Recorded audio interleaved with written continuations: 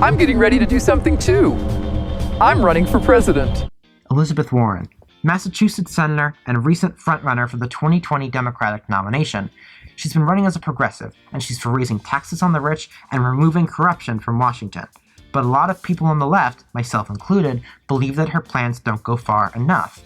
If the two options were Elizabeth Warren or Joe Biden, I would vote for Warren, but with Bernie in the race, I don't see why I, or any other leftist, need to put my support behind her.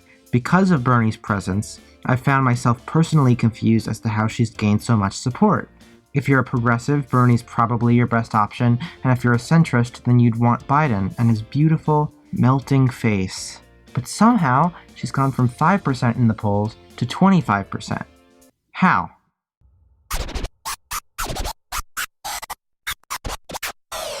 Elizabeth Warren was born in Oklahoma City, Oklahoma in 1949. She grew up in a middle-class household and started working in a restaurant when she was 13.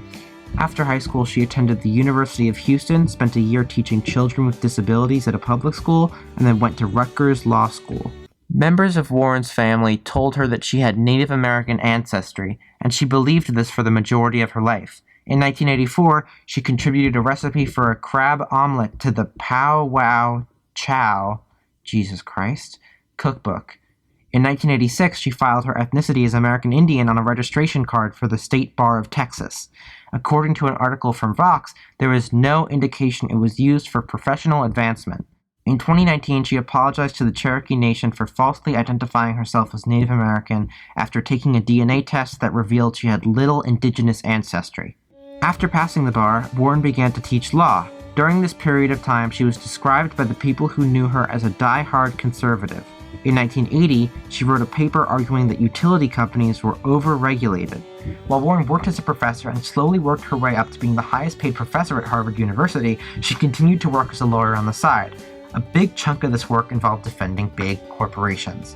In 1995, Warren defended a company called LTV Steel, which ran coal mines in West Virginia. They'd closed the last of their mines in the 80s, but a new law mandated that they had to supply health care for their retired employees.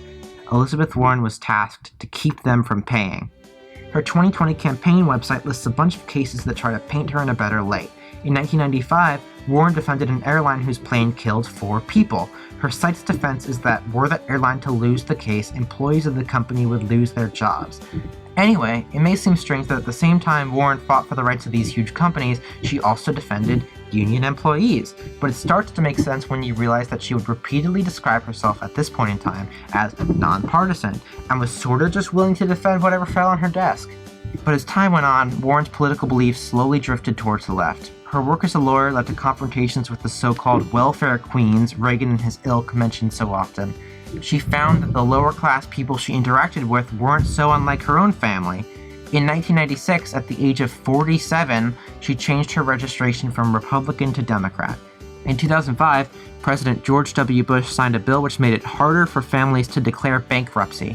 This made Warren furious. Quote, "Then it becomes really partisan after that because I realized nonpartisan just isn't working. Nonpartisan means that families who have already been kicked in the gut over and over just get kicked a few more times so that a handful of giant institutions can boost their profit margins." In 2007, Warren proposed the Consumer Financial Protection Bureau, an agency of the United States government meant to investigate and ensure fairness, whatever that means, in financial institutions like mortgages, credit cards, etc. After Republicans blocked her from running the bureau after its founding, she decided to run for Senate in 2012. According to ProgressivePunch.org, Warren is rated the second most progressive senator based on her votes. Bernie is placed 8th, by the way. She's voted with Trump 11.8% of the time. Also, according to MarriedWiki.com, she is not a lesbian. Sorry, everybody.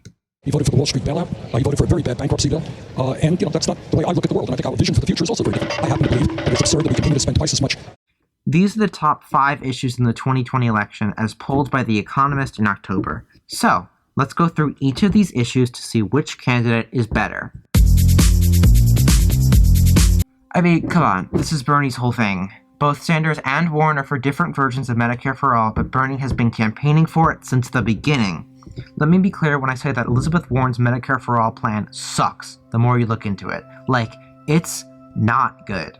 In the text of Warren's bill, she mentions that one of her goals is to increase competition. Her office also establishes the Office of Drug Manufacturing to monitor the affordability of prescription medication. The director of the office shall be appointed by the president. Okay. The director of the office may appoint and direct all employees of the office. Maybe not the best idea. Also, her plan lets senior executives of law-breaking drug companies get hired by the office as long as it's 6 years after they broke the law. Also, this bill doesn't give any regulations on how the office should determine the price of drugs besides considering the impact of price on patient access. What? What does that mean? Anyway, Bernie has a better bill. Look, I think it's stupid that we don't just fucking nationalize the drug companies entirely, but at least Bernie isn't making things worse. Bernie's wealth tax plan is just better. Warren's plan involves a tax of 2 cents for every dollar made, about $50 million a year. Bernie's plan starts at $32 million and incrementally increases with the amount of wealth.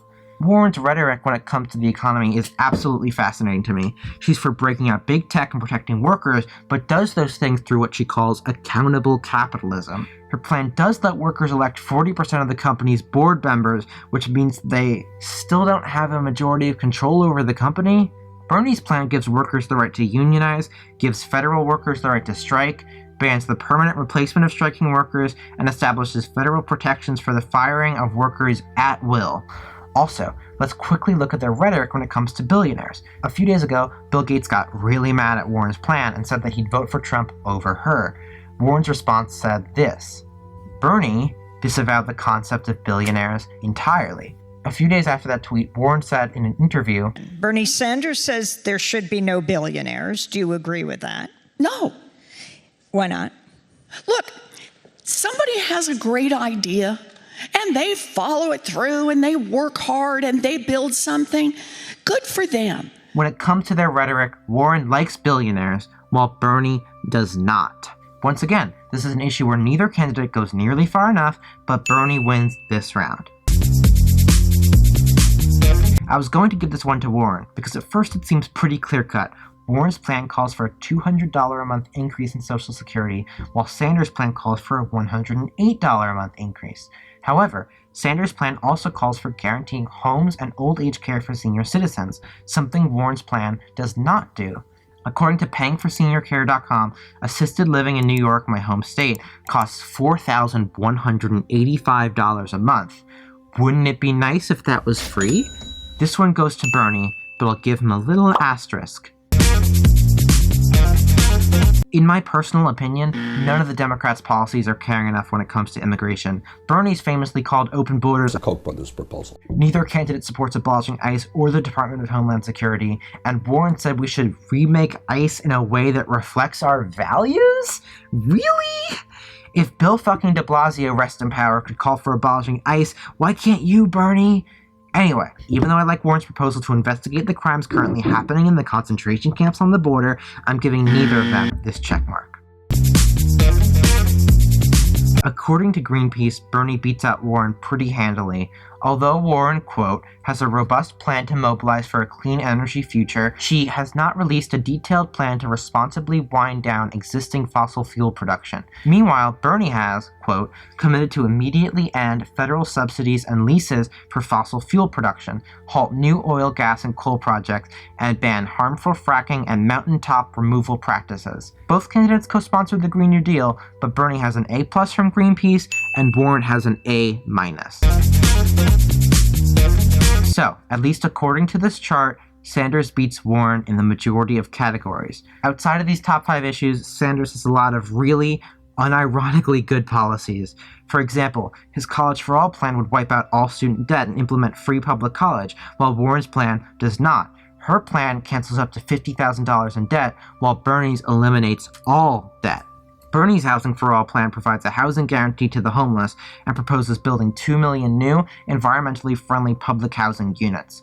Technically, Warren's promise to lower rent by 10% over 10 years is a little better than Bernie's plan to enact a 3% cap on rent increases. However, I think his plan is better for low-income renters because it protects them from eviction and constructs more public housing. In addition, when it comes to foreign policy, Warren has voted for Trump's military budgets while Sanders has not. Sanders has come out against the coup in Bolivia while Warren has not.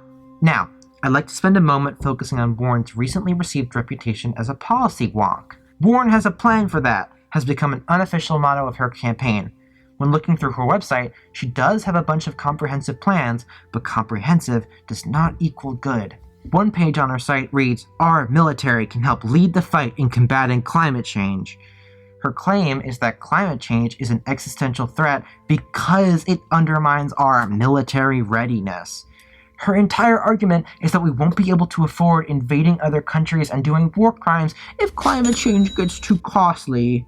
Warren's green military plan is indicative of many others on her website, plans that are comprehensive but heartbreakingly centrist. Warren's policies are not leftist. Bernie has proposed more progressive, effective legislation in nearly every category.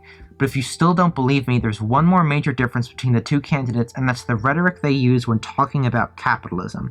Bernie has called himself a democratic socialist multiple times and is attempting to build a movement outside of politics to hold the upper class accountable. Warren has called herself a capitalist to my bones, and all her proposals are limited to what one can accomplish within government. I believe in markets. While Bernie has built our revolution, and his campaign slogan is literally not me, us, Warren is banking all her hopes on the White House. And even if she gets in, she's already publicly come out and said that she'll hire some super centrist, super shitty capitalists to her cabinet. So, if Warren isn't the most progressive person in the race, and she has more skeletons in her closet than Bernie, who is she even appealing to?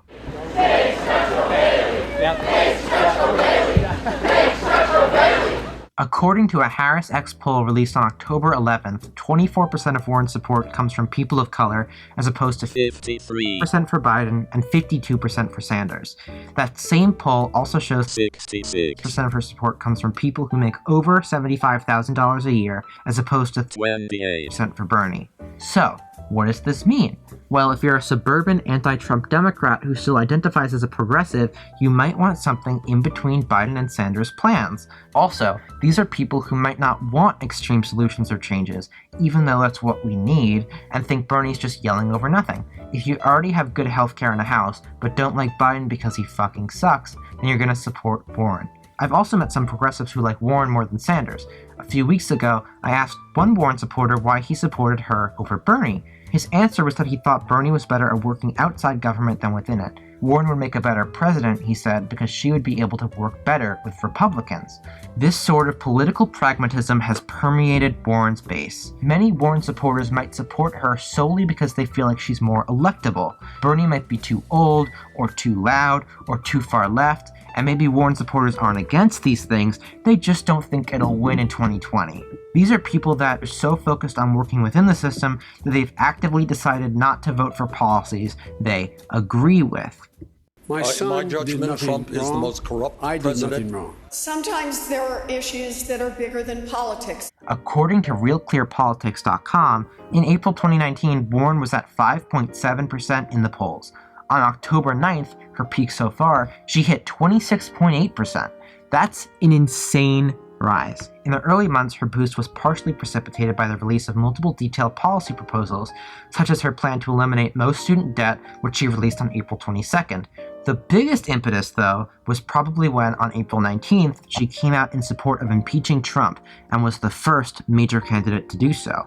There's a large portion of the Democratic Party that really gives a shit about impeaching the president. Warren suddenly had their attention. That kickstarted a wave of very positive media coverage, followed by a very good debate performance that suddenly had her tied with Bernie in the polls. Also, as time went on, the Democratic Party establishment started to get behind her. Quote, Jay Jacobs, the chair of the New York Democratic Party, told a reporter a few hours after one of Warren's speeches that although his policies aren't as far left as Warren's, there wasn't a thing she said today that I could not have written. After the third debate in September, which received mediocre performances by Biden and Sanders, Warren received another huge boost. Over the last month, Warren's declined slightly in the polls. With Bernie's new burst of energy, he started to claw some of his old voters back. His campaign is far from dead in the water, and claims that he should drop out are, in my opinion, really fucking stupid. He still has like 17% in the polls, dude. So, to sum up this video, Warren's policies are less progressive than Sanders, but she isn't nearly as bad as Biden. Her record is shitty, whereas Bernie has, at the very least, been pretty consistent throughout his career. Bernie's base is more diverse and more working class than Warren's. If Warren wins and doesn't shift to the center, which he's already hinted at doing, she'll probably be an okay president. She's not the worst, but she's definitely not the best. And I hope if you're watching this as a Warren supporter, you rethink your vote at least a little bit. Thank you. Big structural change.